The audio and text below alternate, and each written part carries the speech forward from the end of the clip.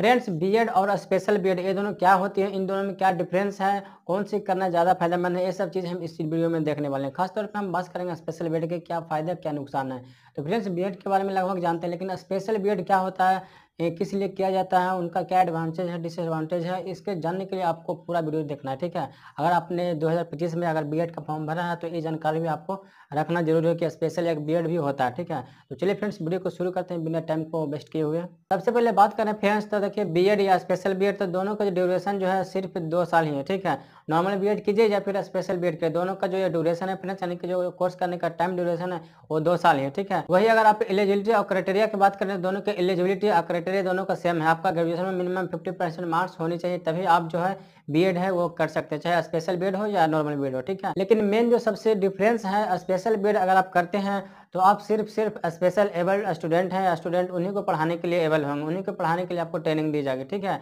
Special BEd में category होती है, जैसे जो स्टूडेंट सेंसिटिव है, मेंटली रिटार्ड है, वही बच्चों को आपको पढ़ाने के लिए ट्रेनिंग दी जाती है, ठीक है। आपने कई बार देखा होगा कुछ टीचर को जो स्कूल में सिंबल के थ्रू पढ़ाए जाते हैं, तो जो टीचर सिंबल के थ्रू पढ़ा रहे होते हैं तो देखिए उनका जो स्टूडेंटों को, तो उन्हें देखिए इस चीज़ की ट्रेनिंग दी जाती है, इसलिए उन्होंने स्पेशल बीएड कर रखा होता है इस फील्ड में, ठीक है। यानी कि अगर आप स्पेशल बीएड कर रखे होंगे तो एबल जो स्टूडेंट होते हैं उन्हें आप पढ़ाने के लिए योग्य हो जाते हैं, ठीक है।